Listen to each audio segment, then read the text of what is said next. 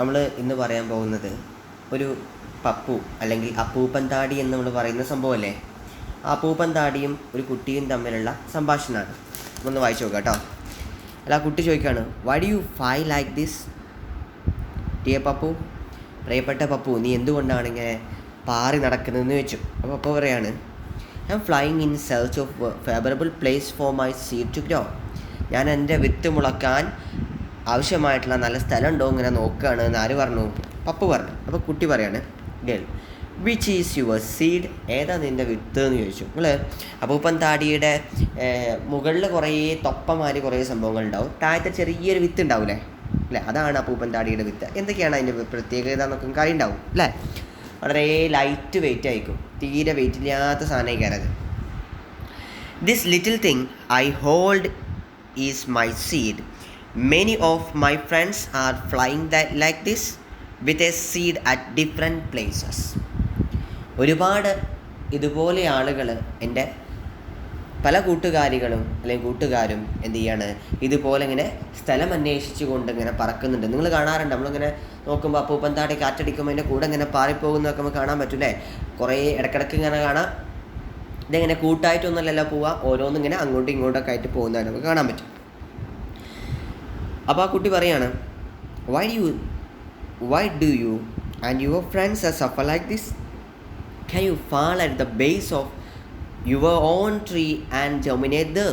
അപ്പോൾ ആ കുട്ടി ചോദിക്കുകയാണ്, എന്തിനാ വെറുതെ ഇങ്ങനെ പാറി നടന്ന സ്ഥലം അന്വേഷിക്കണേ? ഈ ഉണ്ടായ ആ മരത്തിൻ്റെ ചോട്ട് തന്നെ വീണക്കാണ്ട് അവിടെ തന്നെയാണ് മുളച്ചാൽ പോരെ എന്ന് കുട്ടി ചോദിച്ചു. ഒന്ന് ആലോചിച്ച് നോക്കി, അങ്ങനെ തന്നെ പോരെ, എന്തിനാ വെറുതെ ആവശ്യമില്ലാണ്ട് പാറി നടക്കണേ? എന്തിനാണെന്നറിയോ അത്? അങ്ങനെ പാറി നടന്നു കഴിഞ്ഞാലേ അവർക്ക് കുറേ ദൂരം ഒറ്റയ്ക്ക് വളരാൻ പറ്റുള്ളൂ. അപ്പോൾ എന്താ ഒറ്റയ്ക്ക് വളരുന്നത്? ഇവർക്കെല്ലാവർക്കും കൂടി കൂട്ടായിട്ടാണ് വളർന്നൂടെ അല്ലേ? കൂട്ടായിട്ട് വളർന്നു കഴിഞ്ഞാൽ എന്താ ഉണ്ടാവുമെന്ന് അറിയോ? ആ ഉള്ള മണ്ണ് എല്ലാവരും കൂടി എടുക്കേണ്ടി വരും, അവിടെയുള്ള വെള്ളം എല്ലാവരും കൂടി എടുക്കേണ്ടി വരും, അവിടെയുള്ള മിനറൽസ് എല്ലാവരും കൂടി എടുക്കേണ്ടി വരും. അപ്പോൾ എന്ത് ചെയ്യൂല, ആർക്കും ആവശ്യത്തിന് ഒന്നും കിട്ടാതെ വരും. അപ്പോൾ അതൊഴിവാക്കാനാണ് ഈ അപ്പൂപ്പൻ താടി മാത്രമല്ല, എല്ലാ വിത്തുകളും ഒരു രീതിയിൽ അല്ലെങ്കിൽ മറ്റൊരു രീതിയിൽ ഒരു സ്ഥലത്തു നിന്ന് മറ്റൊരു സ്ഥലത്തേക്ക് എത്തിക്കുന്നുണ്ട്. അങ്ങനെ എത്തിക്കാവുന്ന ഒരു രീതിയാണ് അപ്പൂപ്പൻ താടി. ഇങ്ങനെയാണ് കാറ്റത്ത് പാറി നടന്നുകൊണ്ടാണ് വിത്ത് ഒരു സ്ഥലത്തു നിന്ന് മറ്റൊരു സ്ഥലത്തേക്ക് എത്തിക്കുന്നതെന്ന് മാത്രം. അപ്പോൾ അപ്പൂപ്പൻ താടി പറഞ്ഞ മറുപടിയും കൂടി നമ്മളൊന്ന് വായിച്ചു നോക്കാം കേട്ടോ. We were born on a climber. If the ripe fruit burst and we fell and grow the it self we won't get enough water. അപ്പോൾ അപ്പൂപ്പൻ താടി പറയാം, ഞങ്ങൾ അവിടെ തന്നെ വളർന്നു കഴിഞ്ഞാൽ ഞങ്ങൾക്ക് എന്തൊക്കെ കിട്ടൂല? വി വോണ്ടന്റ് ഗെറ്റ് ഇനഫ് വാട്ടർ, ആവശ്യത്തിന് വെള്ളം കിട്ടൂല. മാനോ, ആവശ്യത്തിന് വളം കിട്ടൂല. ആൻഡ് സൺലൈറ്റ് ടു ഗ്രോ, വളരാൻ ആവശ്യമായിട്ടുള്ള സൂര്യപ്രകാശം ആവശ്യത്തിന് കിട്ടൂല. Since our seeds are light and heavy hairy parts. അതുകൊണ്ട് തന്നെയാണ് ഞങ്ങൾ വിത്തുകൾ, സീഡ് എന്ത് ചെയ്തത്, വെയ്റ്റ്ലെസ് ആയത്, വളരെ അധികം കനം കുറഞ്ഞ സാധനങ്ങളായത്. ആൻഡ് ഹെയറി പാർട്സ്, അത് മുടി പോലെയുള്ള ആ പാർട്സുകൾ ഉണ്ടായത്. We can fly freely in air, ഞങ്ങൾക്ക് എന്ത് ചെയ്യാൻ പറ്റും, കാറ്റത്ത് ഇങ്ങനെ ഫ്രീ ആയിട്ട് പറന്ന് നടക്കാൻ പറ്റും. Many plants adopt various tricks to like this to disperse the seeds to distant places. പല പ്ലാന്റുകളും പല മെത്തേഡുകൾ, പല ട്രിക്ക് ഉപയോഗിച്ചുകൊണ്ടാണ് അവരെന്ത് ചെയ്യുന്നതെന്ന് അറിയാം, ഒരു സ്ഥലത്ത് നിന്ന് മറ്റേ സ്ഥലത്തേക്ക് ഇങ്ങനെ യാത്ര ചെയ്യുന്നത്. ഓക്കെ, ഇനി ഡിസ്പേഴ്സൽ ഓഫ് എ സീഡ് എങ്ങനെയാണ്? ഡിസ്പേഴ്സൽ ഓഫ് സീഡ്, ആ സീഡിൻ്റെ ഡിസ്പേഴ്സൽ എങ്ങനെയാണ്, ഒരു സ്ഥലത്ത് നിന്ന് മറ്റേ സ്ഥലത്തേക്ക് പോകുന്നത് എങ്ങനെയാണെന്നുള്ളതിനെ കുറച്ച് ചെറിയൊരു വിവരണമാണ്. ഒന്ന് വായിച്ചു നോക്കട്ടോ, ഇത് നോട്ടിൽ എഴുതണം കേട്ടോ. ഈ പറഞ്ഞ്, if all the seeds of plants germinate at the base of the plant it self. എല്ലാ വിത്തുകളും ആ മരത്തിൻ്റെ ചോട്ട് തന്നെ മുളക്കാൻ തുടങ്ങിയാൽ എന്താ ഉണ്ടാവുക? They may not get sufficient soil, ആവശ്യത്തിന് മണ്ണ് കിട്ടൂല, വാട്ടർ കിട്ടൂല, സൺലൈറ്റ് കിട്ടൂല, or mineral salt for their growth. അതിൻ്റെ വളർച്ചയ്ക്കായി ആവശ്യമായിട്ടുള്ള വളങ്ങളൊന്നും എന്ത് ചെയ്യൂല, ഇങ്ങനെ ആയിട്ടുണ്ടെങ്കിൽ കിട്ടൂല എന്നിവർ പറഞ്ഞിട്ടുണ്ട്. നോട്ടിൽ എഴുതണം. Hence seeds are to be dispersed to different places. അതുകൊണ്ടാണ് വിത്ത് വിദൂര സ്ഥലങ്ങളിലേക്ക് അല്ലെങ്കിൽ കുറേ ദൂരമുള്ള സ്ഥലങ്ങളിലേക്ക് അതിങ്ങനെ പോയിട്ട് ഡിഫറെൻറ്റ് പ്ലേസസിൽ അത് മുളയ്ക്കാനുള്ള കാരണം. This enables a plant to reach and grow in different places. ഇതുകൊണ്ട് തന്നെ മറ്റു സ്ഥലങ്ങളിൽ പോയിട്ട് ഈ വിത്തിന് മുളക്കാൻ സഹായിക്കുന്നു. The presence of different plants at one place is also due to the seed disposal. അപ്പോൾ നമ്മൾ ഒരു സ്ഥലത്ത് ഒരു വിത്ത് ഇങ്ങനെ, അപ്പം നമുക്കറിയാം നമ്മൾ വീട്ടിലൊക്കെ ചിലപ്പോൾ പറമ്പിലൊക്കെ നമ്മളറിയാണ്ട് വേറെ ഏതെങ്കിലും മരങ്ങളൊക്കെ വിത്ത് മുളച്ച് വരുന്നത് നിങ്ങൾ കണ്ടിട്ടുണ്ടാവും. അതെന്തുകൊണ്ടാണ്? നമ്മളാരും വിത്ത് ഇട്ടതൊന്നുമല്ല, അത് ഇതേപോലെ സ്വന്തമായിട്ട് വന്നിട്ട് അവിടെ മുളച്ചുണ്ടായതാണ് അല്ലേ? അടുത്ത റെഡിങ് വായിച്ചു നോക്കാം. അപ്പോൾ നിങ്ങൾ നോട്ടിൽ എഴുതണം കേട്ടോ. Seeds dispersed through water and by bursting. വെള്ളത്തിലൊഴുകിക്കൊണ്ട് വിത്ത് ഡിസ്പേഴ്സ് ചെയ്യുന്ന സംഭവങ്ങളുണ്ട്. അതേപോലെ പൊട്ടിത്തെറിച്ചുകൊണ്ട് വിത്ത് ഡിസ്പേഴ്സ് ചെയ്യുന്ന സംഭവങ്ങളുണ്ട്. അപ്പോൾ നമ്മൾ നോക്കാം കേട്ടോ. ഒന്നാമതായത് മഹാഗണീൻ്റെ വിത്ത് കണ്ടോ? നിങ്ങൾ ചിത്രം കണ്ടില്ലേ? എങ്ങനെയാണ് അത് ഉണ്ടാവണമെന്നറിയോ? പൊട്ടിത്തെറിക്കുകയാണ് അല്ലേ? ലേഡി ഫിംഗർ, വെണ്ടക്ക അല്ലെങ്കിൽ വെണ്ട. ഈ വെണ്ട അതിൻ്റെ വിത്തും എങ്ങനെ തന്നെയാണ് മുളയ്ക്കുക? അതുകൊണ്ട് മൂത്ത് കഴിഞ്ഞാൽ അത് ഒറ്റ പൊട്ടലാണ്, പൊട്ടിയിട്ട് ആ വിത്തൊക്കെ അങ്ങോട്ടും ഇങ്ങോട്ടൊക്കെ തെറിച്ചു പോകും. അപ്പോൾ അങ്ങനെയാണ് അത് മുളയ്ക്കുക. അടുത്തത് ബാൽസാം എന്ന് പറഞ്ഞാൽ കാശിത്തുമ്പ എന്ന് പറയില്ലേ? കാശിത്തുമ്പ അതും എങ്ങനെ തന്നെയാണ്? പൊട്ടിത്തെറിച്ചിട്ടാണ് ഉണ്ടാവുക. A bird eating fig fruit എന്ന് പറഞ്ഞാൽ നമ്മൾ അത്തിപ്പഴമല്ലേ? അത്തിപ്പഴം എങ്ങനെയാണ്? ബേർഡ്സ് ആ അത്തിപ്പഴം തിന്നു കഴിഞ്ഞാൽ എന്ത് ചെയ്യും? അതിൻ്റെ വിത്ത് മറ്റു എവിടെയെങ്കിലും പോയിട്ട് ഉപേക്ഷിക്കും, അവിടെ അത് മുളക്കും. നെക്സ്റ്റ് കോക്കനട്ട്, തേങ്ങ വെള്ളത്തിലൊഴുകിയിട്ടല്ലേ ഉണ്ടാവുക? അങ്ങനെ തന്നെ അല്ല, നമ്മൾ കുഴിച്ചിട്ടുണ്ടാക്കാറുണ്ട്. അതേപോലെ പുഴയുടെ വക്കത്തൊക്കെ ഇതിങ്ങനെ ഒഴുകി വന്നാണ്ട് എവിടെയെങ്കിലുമൊക്കെ തങ്ങി നിൽക്കും, അവിടെ അത് മുളച്ചുണ്ടാവുകയൊക്കെ ചെയ്യാറുണ്ട്. കോക്കനറ്റൊക്കെ അങ്ങനെയാണ്. Okay. Next adaptation for seed dispersal. പിന്നെ വേറെ കുറച്ച് മെത്തേഡുകളാണ്. Adaptation for seed dispersal. Have you seen bird picking fruit and flying with them? നമുക്കറിയാം ബേർഡ്സ് എന്ത് ചെയ്യുന്നുണ്ട്? ഇങ്ങനെ വിത്തുകൾ എടുത്തുകൊണ്ട് സഞ്ചരിക്കുന്നുണ്ട്. പല രീതിയിൽ വിത്തുകൾ മുളച്ചു വരുന്നുണ്ട്. എന്തൊക്കെയാണ് അതിൻ്റെ മെത്തേഡുകൾ? നമുക്കൊന്ന് വായിച്ചു നോക്കാം കേട്ടോ. But all fruit not have fleshy part. ചില സാധനങ്ങളൊക്കെ ഫ്രൂട്ട്സൊക്കെ ആണെങ്കിൽ ആ ഫ്രൂട്ട്സ് ബേർഡ്സ് ഭക്ഷിക്കും. അങ്ങനെ ആ ബേർഡ്സ് ഭക്ഷിച്ചിട്ട് അവർ വേറെ എവിടെയെങ്കിലും അതുകൊണ്ട് ഉപേക്ഷിക്കും. അപ്പോൾ അവിടെ അത് കിടന്ന് മുളയ്ക്കും. അങ്ങനെ ഒരു മെത്തേഡ് ഉണ്ട്. പക്ഷേ എല്ലാ സംഭവങ്ങളും അങ്ങനെയല്ല. ഇനി അതിൻ്റെ കുറച്ച് ടെക്നിക്സുകൾ ഏതൊക്കെയാണ് എന്നുള്ളതാണ് ഇവിടെ പറയുന്നത്. ഒരു ടെക്നിക്കാണ് hooks to stick on the bodies of animals. ചില വിത്തുകൾ ഹൂക്സ് ഉണ്ടാവും. ഹൂക്സ് എന്ന് പറഞ്ഞാൽ എന്താ? കുളത്തുകൾ. ഈ കുളത്ത് ഉപയോഗിച്ചുകൊണ്ട് എന്ത് ചെയ്യും? ജീവികളുടെ ശരീരത്തിലൊക്കെ, പശു ആടൊക്കെ ഇങ്ങനെ പുല്ല് തിന്നാൻ പോകുമ്പോൾ അവയുടെ ശരീരത്തിലൊക്കെ പറ്റിപ്പിടിക്കും. എന്നിട്ട് അത് വേറെ എവിടെയെങ്കിലും കൊണ്ടുപോയിട്ട് ഇടുമല്ലോ, അല്ലെങ്കിൽ വേറെ എവിടെയെങ്കിലും പോകുമല്ലോ, കൊഴിഞ്ഞു പോകും. അപ്പോൾ എന്ത് ചെയ്യും? അവിടെ കിടന്നത് മുളക്കും. രണ്ടാമത്താണ് ഗമ്മ്, പശ ഒട്ടിപ്പിടിക്കാനുള്ള ഒരു രീതിയാണ്. പോയിൻറ്റഡ് ടിപ്സ്, കൂർത്ത അഗ്രങ്ങൾ. ചില പുല്ലിൻ്റെ ഒക്കെ വിത്തുകൾ കണ്ടിട്ടുണ്ടാവും, കൂർത്ത അഗ്രങ്ങളുണ്ടാവും. അപ്പോൾ നടന്നു കഴിഞ്ഞാൽ നമ്മളെ ശരീരത്തിലൊക്കെ അല്ലെങ്കിൽ നമ്മുടെ വസ്ത്രത്തിലൊക്കെ ഇത് പറ്റിപ്പിടിക്കും. അപ്പോൾ അതെന്ത് ചെയ്യും? നമ്മൾ വേറെ എവിടെയെങ്കിലും കൊണ്ട് തട്ടിക്കളയൂലേ, അപ്പോൾ അവിടെ കിടന്നത് മുളക്കും. അങ്ങനെയാണ്. അപ്പോൾ ഇതൊക്കെ ഓരോ ടെക്നിക്കുകളാണ്, സീഡ് ഡിസ്പോസലുള്ള ടെക്നിക്കൽ. ഈ ടെക്നിക്ക് നിങ്ങൾ നോട്ടിൽ എഴുതണം കേട്ടോ.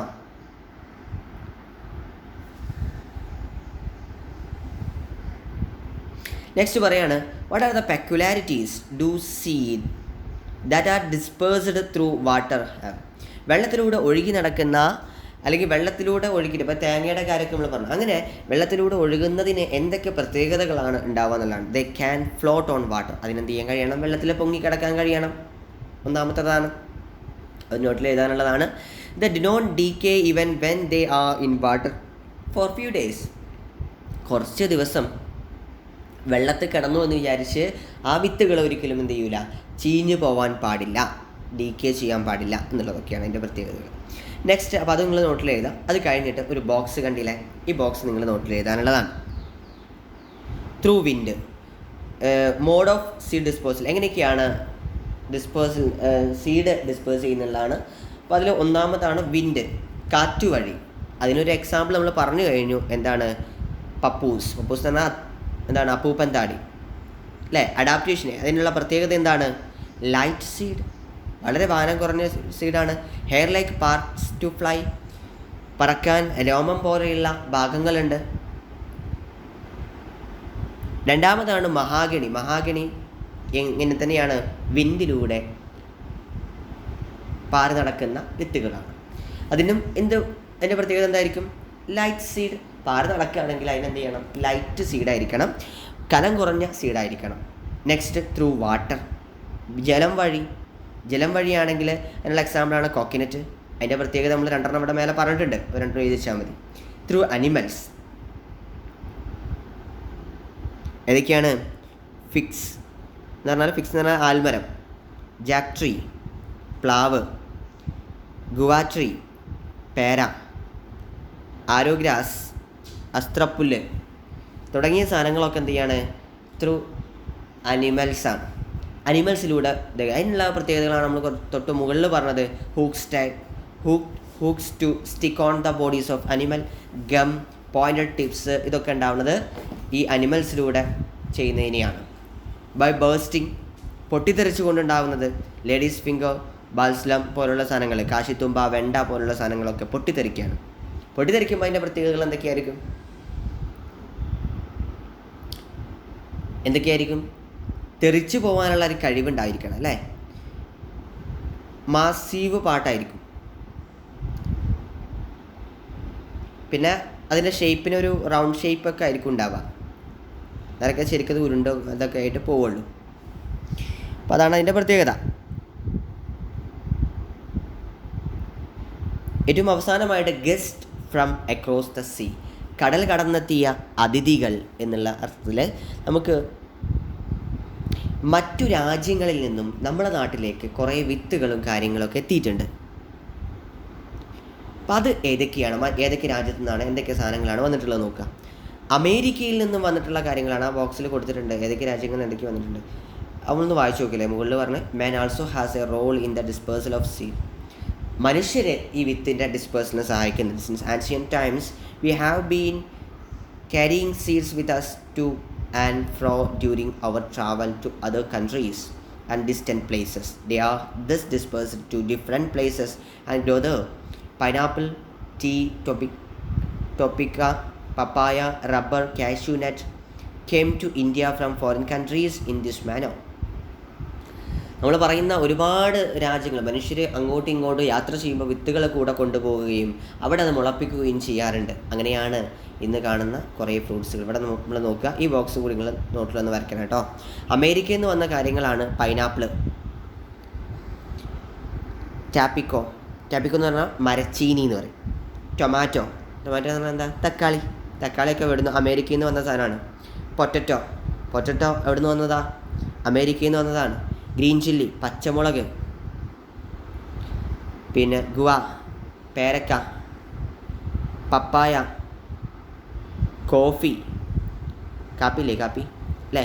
അപ്പോൾ അതൊക്കെ അമേരിക്കയിൽ നിന്ന് വന്നതാണ്. ചൈനയിൽ നിന്ന് വന്ന സാധനമാണ് ആര്? ടീ, തേയില, ചായപ്പൊടി അല്ലേ? ഊട്ടിയിലൊക്കെ പോയാൽ നമുക്ക് തേയിലത്തോട്ടം കാണാൻ പറ്റില്ലേ? ഇത് എവിടെ നിന്ന് വന്നതാ? ചൈനയിൽ നിന്ന് വന്നതാ. യൂറോപ്പിൽ നിന്ന് വന്ന സാധനമാണ് ക്യാബേജ്.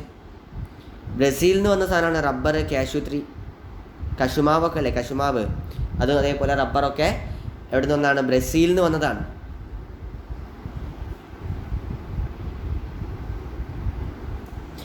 നെക്സ്റ്റ് പറയുന്നത് V use it to bring seeds even from other countries and cultivate here. Today it is seen that we depend on other states for many of our food items. നമുക്കറിയാം, നമ്മുടെ ഫുഡിന് വേണ്ടിയിട്ട് നമ്മൾ തമിഴ്നാടിനെയും ആന്ധ്രാപ്രദേശിനെയും പോലുള്ള കുറേ രാജ്യങ്ങളെ ആശ്രയിച്ചു കൊണ്ടിരിക്കുകയാണ്. Don't you think it is better if we ourselves can cultivate and produce at least a portion of the food item we need? നമുക്ക് ആവശ്യമുള്ള ഭക്ഷണങ്ങൾ നമ്മൾ അവിടെ തന്നെ ഉണ്ടാക്കിയാൽ എന്താ? നമ്മളങ്ങനെ ചിന്തിക്കാറില്ലേ? എന്തിനാണ് വെറുതെ ലോറിയും ട്രെയിനിലൊക്കെ ആന്ധ്രയിൽ നിന്നും തമിഴ്നാട്ടിൽ നിന്നൊക്കെ കൊണ്ടുവരുന്നത്? അങ്ങനെ ചെയ്യുകയാണെങ്കിൽ നമുക്ക് ഒരുപാട് ഗുണങ്ങളുണ്ട് അല്ലേ? എന്തൊക്കെയാണ്? ഡിഷസ് വിത്ത് ബെറ്റർ വെജിറ്റബിൾസ്, നല്ല നല്ല പച്ചക്കറികൾ നമുക്ക് കിട്ടും. കീടനാശിനികൾ ഉപയോഗിക്കാത്ത പച്ചക്കറികൾ കിട്ടും. പിന്നെ knowledge about different stages of vegetable cultivation. എന്തൊക്കെയാണ് ഒരു പച്ചക്കറിക്ക് വേണ്ട വിഭവങ്ങൾ, അല്ലെങ്കിൽ പച്ചക്കറി എങ്ങനെയാണ് കൃഷി ചെയ്യേണ്ടത് എന്ന് നമുക്ക് പഠിച്ചെടുക്കാൻ പറ്റും. പെസ്റ്റിസൈഡ് ഫ്രീ വെജിറ്റബിൾ, കീടനാശിനികൾ ഉപയോഗിക്കാത്ത വെജിറ്റബിൾസ് നമുക്ക് കിട്ടും. അതിൻ്റെ കൂടെ employment opportunity and financial gains, നമുക്ക് കുറേ സമ്പാദ്യം കിട്ടും. അതിനൊരു ലാഭമല്ലേ? മറ്റൊരു രാജ്യത്ത് നിന്ന് ഇറക്കുമ്പോൾ അവർക്ക് ക്യാഷ് കൊടുക്കണം, അതിന് പകരം നമുക്ക് കുറേ സമ്പാദ്യം കിട്ടും, കുറേ ആൾക്കാർക്ക് തൊഴിൽ കിട്ടും. ഇങ്ങനെയുള്ള കുറേ ഗുണങ്ങളൊക്കെ ഉണ്ട്. ഇനി ഇനിയിപ്പോൾ നിങ്ങളെ വീട്ടിൽ നിങ്ങളൊരു പച്ചക്കറി തോട്ടം ഉണ്ടാക്കുകയാണെങ്കിൽ നിങ്ങൾ എന്തൊക്കെ കാര്യങ്ങൾ ശ്രദ്ധിക്കണം എന്ന് അവർ പറഞ്ഞിട്ടുണ്ട്. Seeds should be of high quality, നല്ല ക്വാളിറ്റി ഉള്ള വിത്ത് വേണം നിങ്ങൾ എടുക്കാൻ. പിന്നെന്ത് വേണം? Soil should be fertile and should have good drainage. മണ്ണ് വളക്കൂറുള്ള മണ്ണായിരിക്കണം. അതേപോലെ എന്തായിരിക്കണം? നനവുള്ള, എന്താ പറയുക, നീർവാഴ്ചയുള്ള എന്ന് വേണമെങ്കിൽ പറയാം. നീർവാഴ്ച എന്ന് പറഞ്ഞാൽ ഒരു മഴയുടെ പൂനലുള്ള മണ്ണായിരിക്കണം. Sunlight should be accurate. സൂര്യപ്രകാശം ലഭിക്കണം, ആവശ്യത്തിന് സൂര്യപ്രകാശം ലഭിക്കണം. Sufficient water should be made available. ആവശ്യത്തിന് വെള്ളം കിട്ടണം. പ്രോപ്പർ മാനറിങ്, ശരിയായ വളപ്രയോഗം നടത്തണം. അതേപോലെ തന്നെ പെസ്റ്റ് കൺട്രോൾ, കീടനാശിനി പ്രയോഗം എന്ന് പറഞ്ഞാൽ രാസകീടനാശിനി ഉപയോഗിക്കുക എന്നല്ല. രാസകീടനാശിനി അല്ലാതെ ജൈവ കീടനാശിനികളുണ്ട്, അതൊക്കെ ഉപയോഗിക്കണം. വീഡ് കൺട്രോൾ, കളകൾ നിയന്ത്രിക്കണം. Should be taken care of. Remember of record in sense diary activities you care of. ഇതൊക്കെ നമ്മൾ ചെയ്ത് കഴിഞ്ഞാൽ, അപ്പോൾ ഇതൊക്കെ നിങ്ങൾ നോട്ടിൽ എഴുതണം കേട്ടോ. എന്തൊക്കെയാണ് നമ്മൾ ഇവിടെ തന്നെ കൃഷി ചെയ്താൽ ഉണ്ടാകുന്ന ഗുണങ്ങൾ എന്തൊക്കെയാണ്, അത് നോട്ടിൽ എഴുതണം. അതേപോലെ തന്നെ എന്താണ് നമ്മൾ കൃഷി ചെയ്യുമ്പോൾ ശ്രദ്ധിക്കേണ്ട കാര്യങ്ങൾ, അത് നോട്ടിൽ എഴുതണം. അപ്പോൾ ഇതൊക്കെ ഒന്നും ചെയ്യുക, നോട്ടിൽ എഴുതാം. ഒപ്പം ഒരു കാര്യം കൂടി ചെയ്യുക, ഇവിടെ ലെറ്റസ് അസസ് എന്ന് പറഞ്ഞിട്ട് 1, 2, 3, 4 ക്വസ്റ്റ്യൻസ് ഉണ്ട്. ആ 4 ക്വസ്റ്റ്യൻസിൻ്റെയും ആൻസറും കൂടി എഴുതിയിട്ട് അയച്ചു തരാം കേട്ടോ. അപ്പോൾ ഓക്കെ, താങ്ക് യു.